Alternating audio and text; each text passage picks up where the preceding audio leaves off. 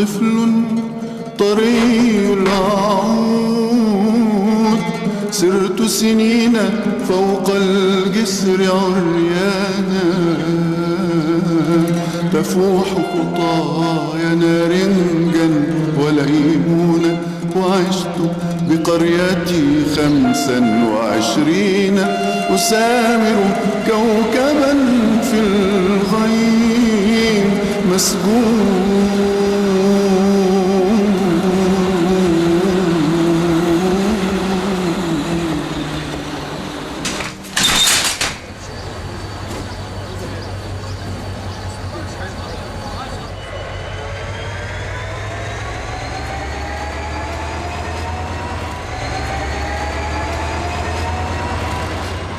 صورة مين دي؟ دي صورة أمي. كانت دايما تقول لي روح إلهي ربنا يجعل في وشك جوهرة وفي لسانك سكرة ويجعل عمرك قدح برسيم يا عبد الله.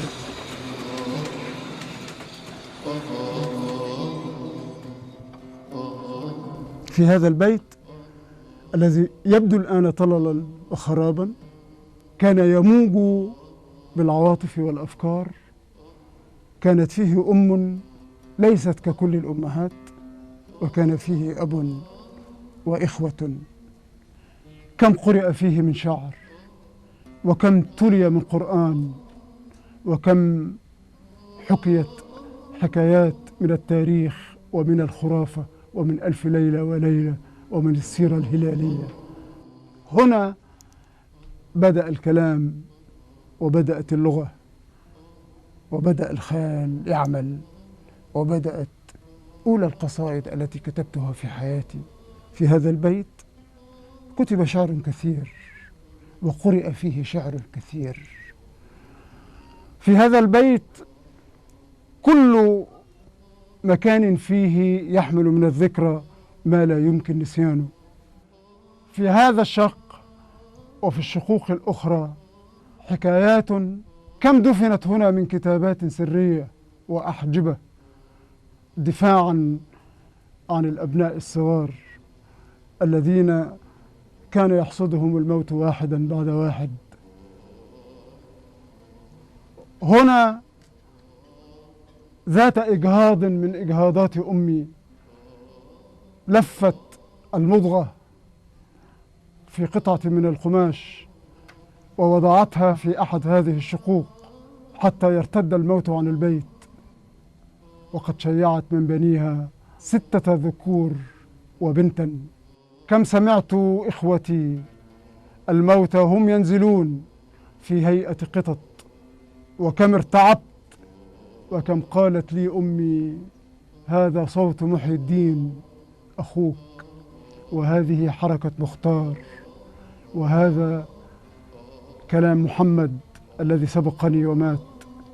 كل هؤلاء كانت أمي تحييهم كل ليلة في حكاياتها وذكرياتها، وعاشوا في وجداني وعاشوا في شعري.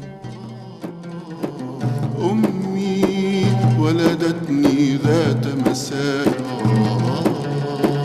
فانصربت روحي في ضوء المصباح، وهربت خلال الظل ولون الماء،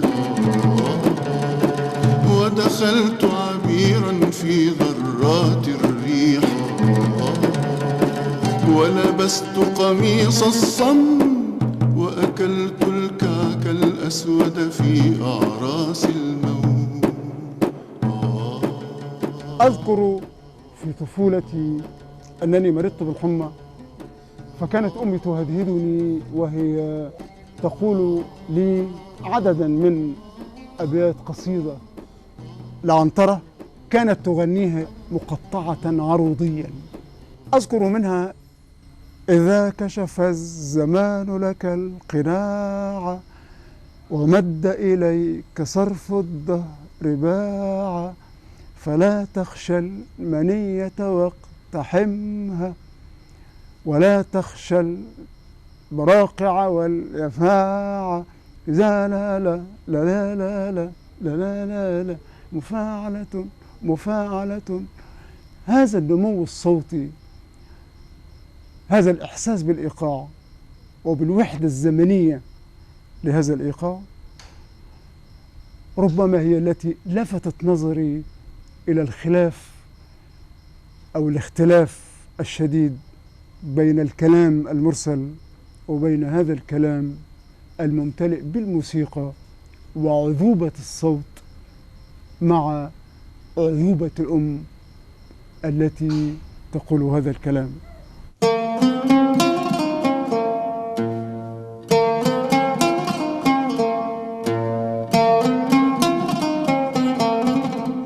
قال أبي: لا بد من ساقية خاصة بنا لا يشاركنا فيها أحد حتى نخرج من هذه المزاحمة الدامية بين قوم لا يعرفون العدل ولا النظام ويحتكمون للمناطحة وخراب الذمم في كل صراع. وحينما دارت الساقية وتدفق الماء من عيون قواديسها وقد تحلق الجيران والأقارب حول مدارها وأبي يغمز البقرة التي تشدها غمزة الفرح والزهو، كنت أريد أن أقبل يدي عم ميخائيل، وظللت أتابعه بعد ذلك وهو ينتقل بين السواقي إصلاحا وإنشاء. وحين سمعت بموته أحسست أعمق الإحساس بأن أنين السواقي في الحقول إنما هو ترجيع بكاء وأنين مرثية تدب قوافيها الخشبية والمائية إلى مسامعه تحت التراب. هذه الأرض بترابها تتحول بعرق الإنسان وكدح يده إلى خضرة وإلى شجر وإلى حياة تفيض بالخير. ليس أعظم في حياة البشر من العمل، من الكدح. قطرة العرق تساوي الكثير. لقد أدركت ذلك منذ زمن بعيد، منذ الطفولة، منذ كنت أعمل مع أبي وأمي في هذا الحقل وتحت هذا الشجر وتحت هذه السماء. أدركت أن كرامتي وحريتي وحرية كلمتي وحرية قصيدتي مرتبطة بالكدح وبالعرق وبالعمل. كان من الأشياء الغريبة التي أدهشتني في الشباب حينما كنت أقرأ عن أبي حيان التوحيدي بالذات، فيلسوف الأدباء، ما الذي ألجأه إلى هذه الكدية، هذا التسول المهين الرهيب أمام من يستحق ومن لا يستحق؟ لما لم يكتح ويعمل بيده فيحرر كلمته ويحرر عقله ويحرر كتابته؟ عاش من أجل دينار ومن أجل مكانة في قصور الخلفاء، فقد كرامة الكاتب وكرامة الأديب.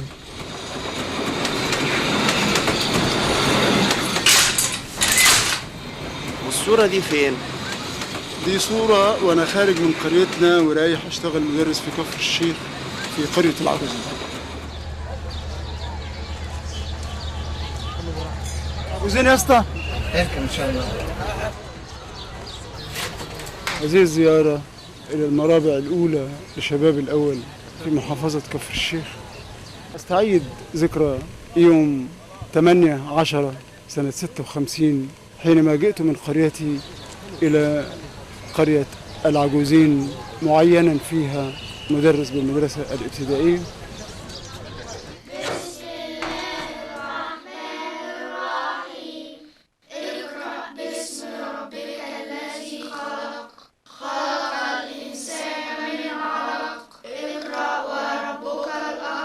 فجأة أصبحت أبا ل60 ولدا وبنتا، أبا حقيقيا أحبهم وأفرح كما يفرح الآباء بعلامات الذكاء والنبوغ على وجه أي طفل. كنت أعاملهم باعتبارهم مستقبلي ومستقبل الوطن كله. أحاول أن أرى وطنا آخر وشعبا آخر من خلال هذه الكائنات الرقيقة العذبة.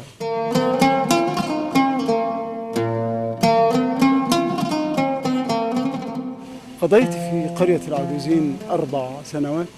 مهما نسيت ومهما تغيرت بي الأحوال ومهما درت في العالم وزرت من مدن وبلاد وقارات، تظل هذه السنوات ال4 الأساس الجذري والأساس البنائي لطريقي ومنهجي في التعامل مع البشر.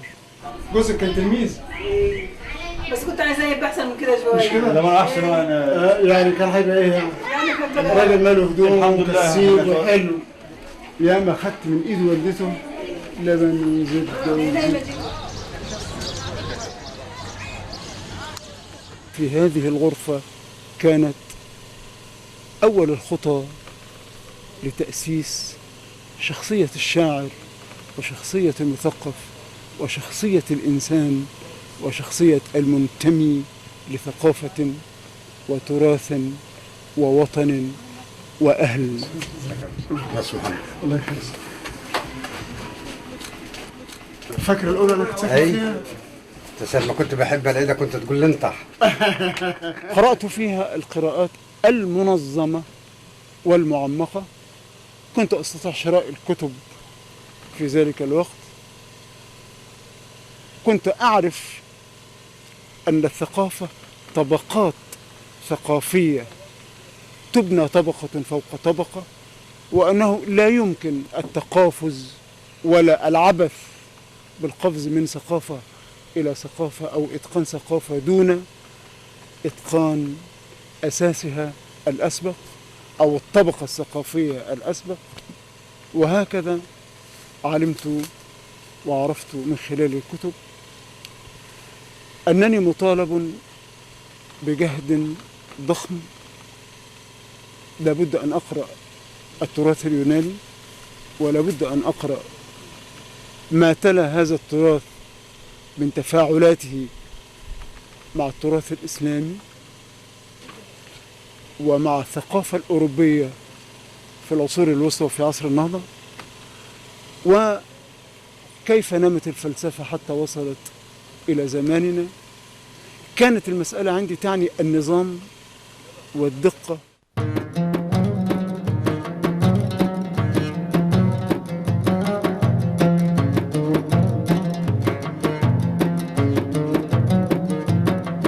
أعوام يا فردوس وعشناها في الدين، عشنا سواحا تبحث روحانا فيه، عن ثوب وبقايا ظل ورغيف وهنيهة نوم في حضن أليف. يا أختي كل الأحزان إذا مرت ماتت، ما دمنا نضرب في الدين كي تبحث روحانا فيه، عن ثوب وبقايا ظل ورغيف وهنيهة نوم في حضن أليف.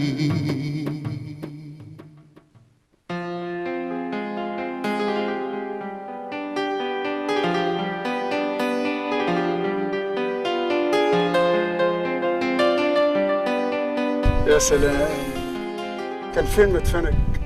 وكنت واقف فين؟ وكنت مرمي تحت أي كوم من هذه الأكوان.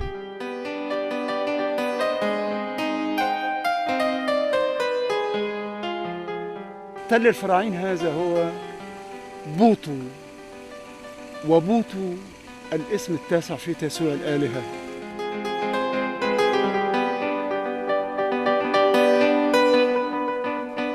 كوم هائل من التراب، جدار بعرض 10 أمتار من الطوب اللبن، التبن فيه ما يزال لامعا، وأكوام هائلة من كسارة الفخار. كم قلبت هذه الكسارة بين يدي لعلي أجد أثرا لفنان أو حرفا مخطوطا بقلم إنسان، وأسأل بعنف وبرغبة، رغبة الكشف، رغبة صبر المجهول.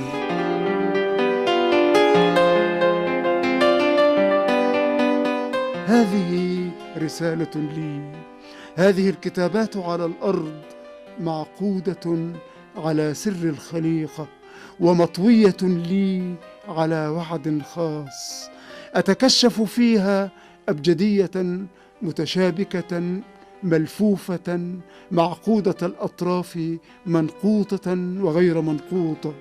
هذا ألف متكسر، وهذه ياء كالمهرة الجامحة. هذه مملكة القراءة، وتاجي كلمة تسبح أغصانها في شجر الأبجدية الذي يبدأ ولا ينتهي. وأنت يا كتاب الأرض المنقوشة، من أين أبدأ؟ وأين تنتهي الجملة الأولى؟ را يا، وقبل أن تلتقط خيط الجملة الأولى تصحو الخليقة كلها، ويحرث الله أرضه الواسعة بأقدام السعي المبارك وأظلاف الأنعام.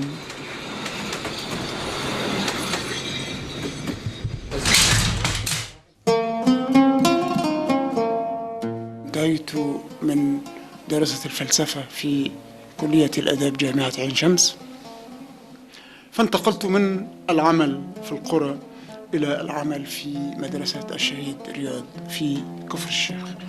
في مدينة كفر الشيخ أتيحت لي فرصة إخراج ورئاسة تحرير مجلة سنابل.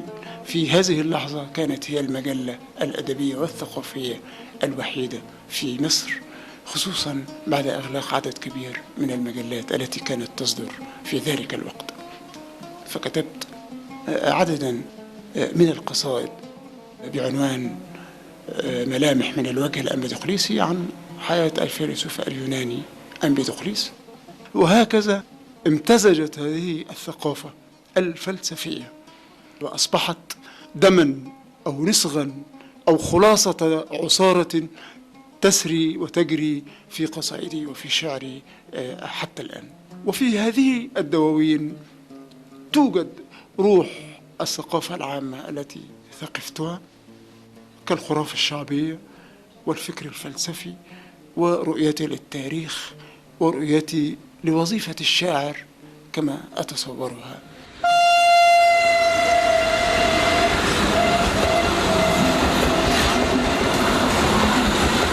القطارات لم تنقطع، غبش الفجر لوزة قطن مبددة نفضتها الرياح على قبة النخل والشجر النائم. انفتحت خوخة الباب، صوت الأمومة من خشب الصمت آخر زاد ومفتتح للبلاد الأليفة.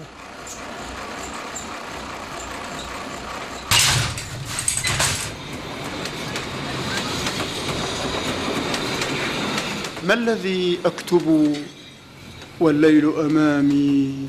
كتب مصفوفة والشعب لا يقرأ.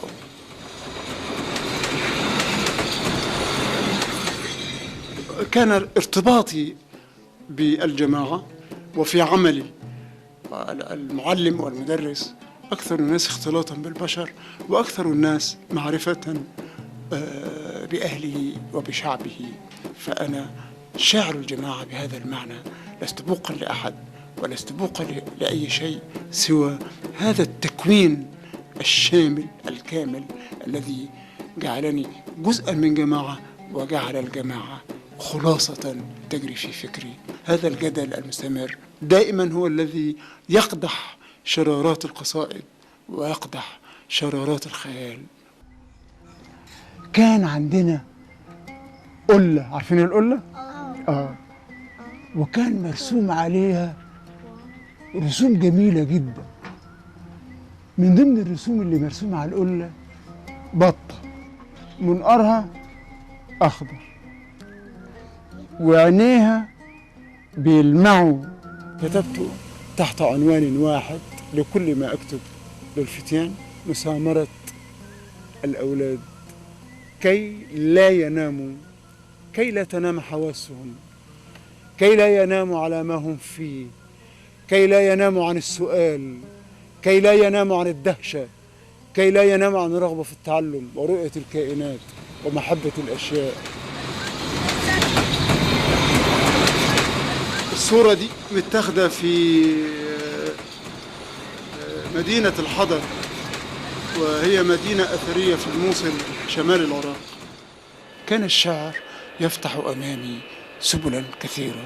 سافرت إلى كل البلاد العربية تقريبا، وسافرت إلى أوروبا، ذهبت إلى اليونان ومعبد الأكروبوليس ورأيت المتاحف، وسافرت إلى فرنسا، وسافرت إلى إنجلترا، وسافرت إسبانيا ورأيت الحضارة الإسلامية، الحضارة العربية، ورأيت مدرسة ابن رشد، ورأيت المساجد العظيمة، وذهبت إلى سويسرا وإلى كولومبيا، وكانت أشعاري تترجم إلى هذه اللغات، وكنت أدخل في نسيج ثقافة القارئ، كما أن هذه البلاد تدخل في نسيج ثقافتي.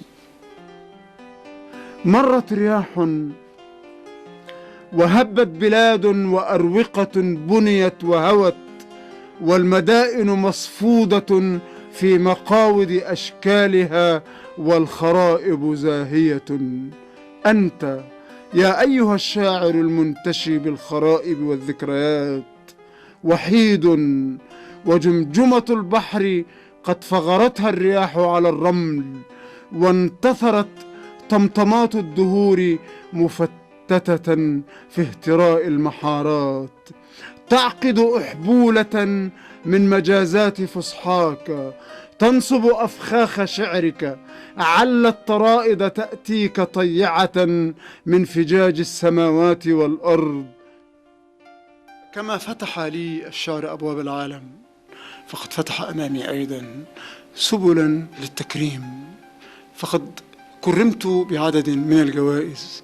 أفخر كثيرا بجائزة طه حسين من جامعة المنيا، وأخذت جائزة في ترجمة ديوان لي من إحدى الجامعات الأمريكية، ثم جائزة سلطان لويس من مؤسسة سلطان لويس الثقافية في الإمارات العربية، وهي تعد جائزة نوبل العربية. هبيني منك بعض سماحة الأخذ العظيم، وأدخلي كفيك فارغتين في قلبي، خذي عني خذي مني، ارحميني من دم المثقل بما فيه من الأغصان والأوراق والأثمار، فهذا العالم المثقل بخيل ليس يأخذ من دمي شمسا ولا قمرا ولا أشعار.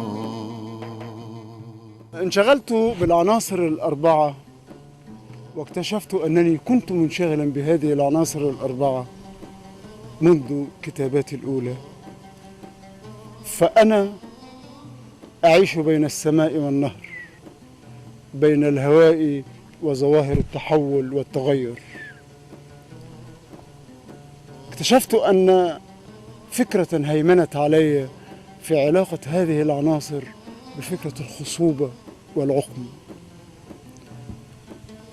الجدب والتوالد على المستوى الإنساني البسيط، على المستوى توالد السلالة والقبيلة والشعب والأمة، وعلى مستوى الخصوبة الفكرية والحضارية والثقافية.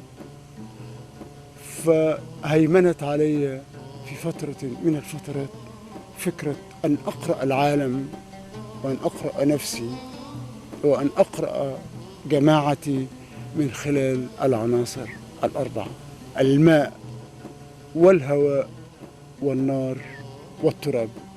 الماء العشق، الماء الثورة، النار الانفعال العالي، الشعر، جمرة الحلم، التراب طينة الخليقة، جدار المقبرة، جسد الرجال، فعل المحراث، في الهواء العشق الطائر، فضاء الحرية، فضاء الانتقال. كل هذه العوامل من خلال تأملي وقراءتي وإحساسي ومعرفتي هي محاور هذه المجموعة من قصائد جمعت باسم رباعية الفرح.